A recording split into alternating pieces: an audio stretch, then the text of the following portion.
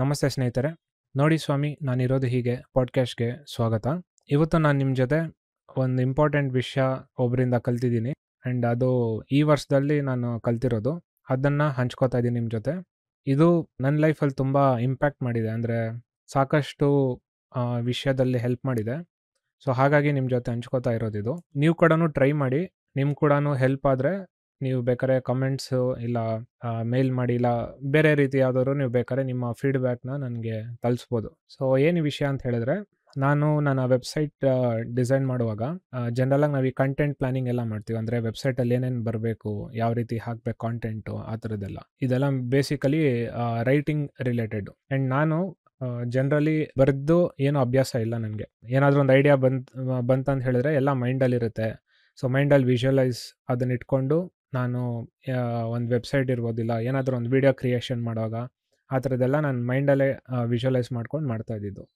So ಯಾವಾಗ ನಾನು website ಮಾಡಬೇಕಂತ ಡಿಸೈಡ್ ಮಾಡಿದಾಗ, ಇವಾಗ ನನ್ನ ವೆಬ್ಸೈಟಲ್ಲಿ ನಾನು ನನ್ನ ಕೋರ್ಸ್ ಬಗ್ಗೆ ಡೀಟೇಲ್ಸ್ ಹೇಳಬೇಕಿತ್ತು. ಆ್ಯಂಡ್ ಆಮೇಲೆ ನನ್ನ ಟೀಚಿಂಗ್ ಸ್ಟೈಲ್ ಬಗ್ಗೆ ಅಥವಾ ನನ್ನ ಟೀಚಿಂಗ್ ರಿಲೇಟೆಡ್ ಬಗ್ಗೆ ಈ ಥರದ್ದು ಒಂದಷ್ಟು ಇನ್ಫಾರ್ಮೇಷನ್ ಹಾಕಬೇಕಿತ್ತು.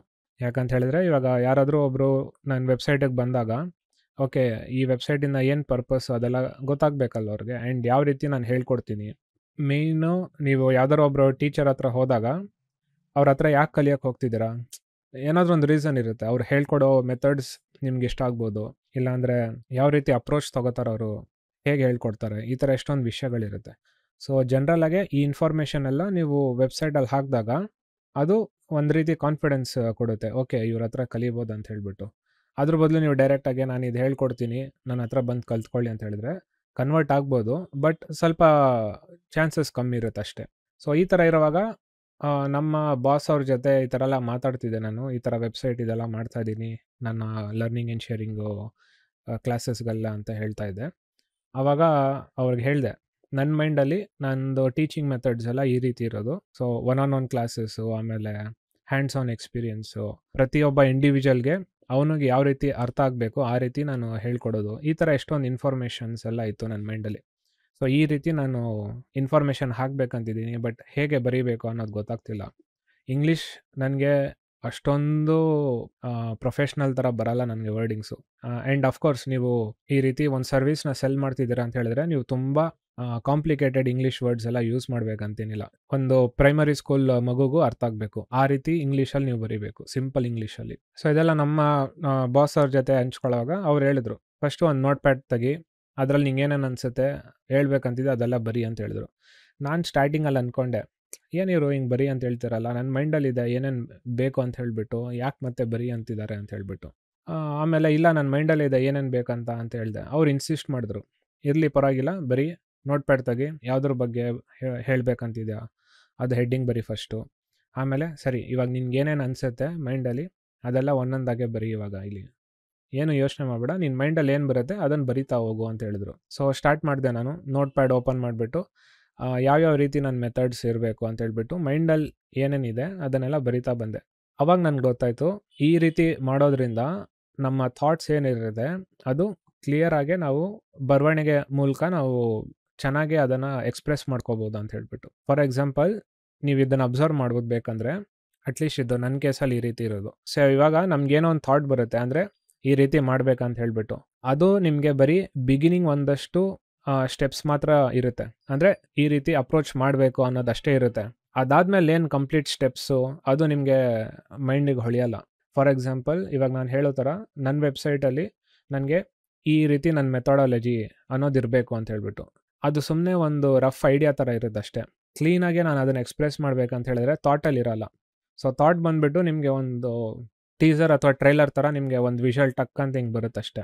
ಯಾವಾಗ ನೀವು ಆ ಥಾಟ್ನ ಎಕ್ಸ್ಪ್ಲೇನ್ ಅಥವಾ ಎಕ್ಸ್ಪ್ರೆಸ್ ಮಾಡೋಕ್ಕೆ ಹೋಗ್ತೀರಾ, ಪ್ರಾಕ್ಟೀಸ್ ಇಲ್ಲ ಅಂತ ಹೇಳಿದಾಗ ಆವಾಗ ನಿಮಗೆ ಕ್ಲೀನಾಗಿ ಅದು ಹೇಳಕ್ಕೆ ಬರಲ್ಲ.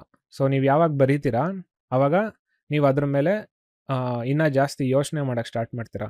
ಓಕೆ ಹೇಳೋದೇನೋ ಈ ರೀತಿ ಹೇಳಿಬಿಟ್ಟೆ ಅಂದರೆ, ಅಥವಾ ಥಾಟ್ಸ್ ಏನೋ ಈ ರೀತಿ ಬಂದುಬಿಡ್ತು, ಅದನ್ನು ಹೇಗೆ ನಾನು ಕ್ಲೀನಾಗೆ ಬರೆಯೋದು. ಸೊ ಆ ಥರ. ಸೊ ಫಸ್ಟು ನಿಮಗೆ ಒಂದು ಓವರ್ ಆಲ್ ಪಿಕ್ಚರ್ ಥರ ಬರುತ್ತೆ. ಆಮೇಲೆ ಅದನ್ನು ನೀವು ಮತ್ತೆ ಅದನ್ನು ಓದ್ತಾ ಇರೋವಾಗ ಅಥವಾ ಮತ್ತೆ ಅದನ್ನು ಅದ್ರ ಬಗ್ಗೆ ರೀರೈಟು, ರೀವರ್ಕು ಯೋಚನೆ ಮಾಡ್ತಿರ್ತೀರಲ್ಲ, ಆವಾಗ ತುಂಬ ರಿಫೈನ್ ಆಗುತ್ತೆ ಅದು ಪ್ರಾಸೆಸ್.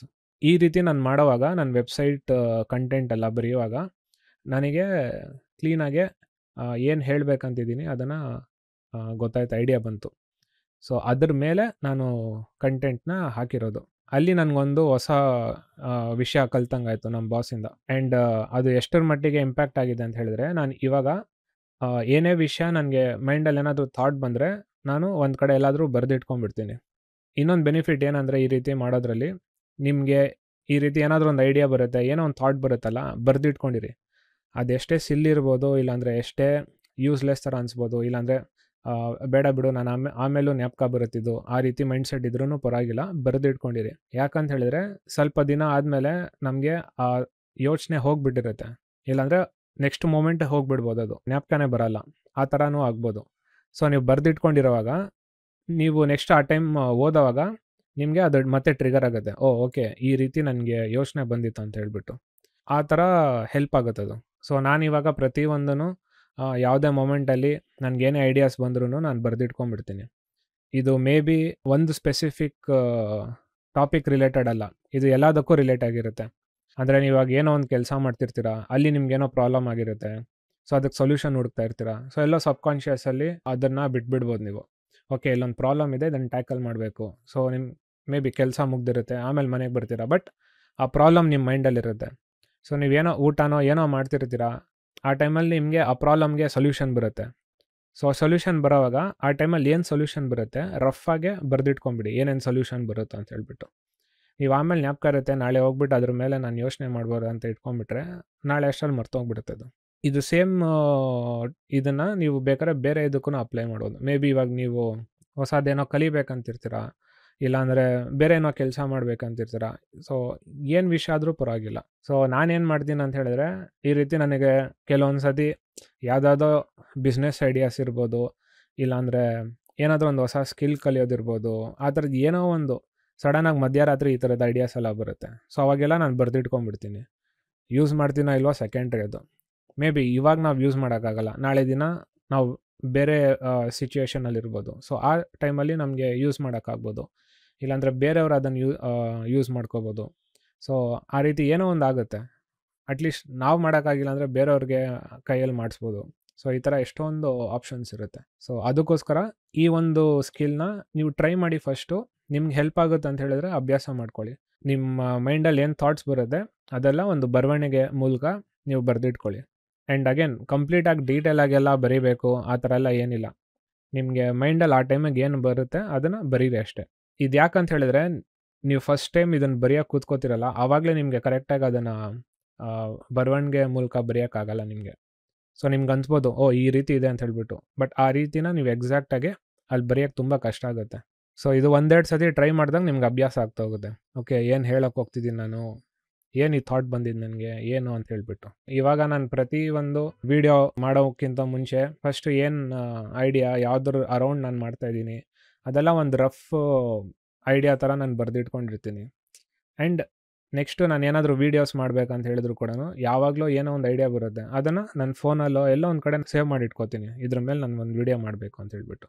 ಸೊ ಆವಾಗ ಅದು ತಲೆಗೆ ಒಂದು ಕಮ್ಮಿ ಕೆಲಸ ಕೊಡೋ ಥರ. ಸೊ ನಾಳೆ ದಿನ ನಾನು ಸುಮ್ಮನೆ ಅದು ಟಾಪಿಕ್ನ ಓಪನ್ ನೋಡಿದ್ರೆ ಓಕೆ, ಇದ್ರ ಮೇಲೆ ಒಂದು ವೀಡಿಯೋ ಮಾಡಬೇಕಂತಿತ್ತು ಅನ್ನೋದೊಂದು ಇರುತ್ತೆ ಅಷ್ಟೇ. ಟ್ರೈ ಮಾಡಿ ನೋಡಿ, ಬರೆಯೋದನ್ನು ಅಭ್ಯಾಸ ಮಾಡ್ಕೊಳ್ಳಿ. ಇದು ನಿಮಗೆ ತುಂಬ ಫ್ಯೂಚರ್ನಲ್ಲೂ ಹೆಲ್ಪ್ ಆಗುತ್ತೆ. ಸೊ ನಾವು ಮಾತಾಡೋದಿರ್ಬೋದು, ಏನೇ ಇದ್ರೂ ಯಾವ ರೀತಿ ನಾವು ವರ್ಡ್ಸ್ನ ಚೂಸ್ ಮಾಡ್ತೀವಿ, ಹೇಗೆ ನಾವು ಎಕ್ಸ್ಪ್ರೆಸ್ ಮಾಡ್ತೀವಿ ನಮ್ಮನ್ನು, ಸೊ ಈ ಥರದ್ದು ಎಷ್ಟೊಂದು ವಿಷಯಗಳು ನಮಗೆ ಕಲಿಯೋ ಥರ ಆಗುತ್ತೆ. ಸೊ ಟ್ರೈ ಮಾಡಿ ನೋಡಿ. ಆ್ಯಂಡ್ ನಿಮ್ಗೆ ಏನಾದರೂ ಹೆಲ್ಪ್ ಆಯ್ತು ಅಂತ ಹೇಳಿದ್ರೆ ಅಗೇನ್ ನನಗೆ ಮೇಲ್ ಮಾಡ್ಬೋದು, ಇಲ್ಲಾಂದರೆ ಕಮೆಂಟಲ್ಲಿ ನೀವು ಶೇರ್ ಮಾಡ್ಬೋದು ನಿಮ್ಗೇನು ಅನಿಸುತ್ತೆ ಇದನ್ನು ಟ್ರೈ ಮಾಡಿದ್ಮೇಲೆ ಅಂತೆಲ್ಲ ಹೇಳ್ಬಿಟ್ಟು. ಸೊ ಇದಿಷ್ಟು ಈ ಪಾಡ್ಕಾಸ್ಟಲ್ಲಿ. ಮುಂದಿನ ಪಾಡ್ಕಾಸ್ಟ್ನಲ್ಲಿ ಸಿಗೋಣ. ಧನ್ಯವಾದಗಳು.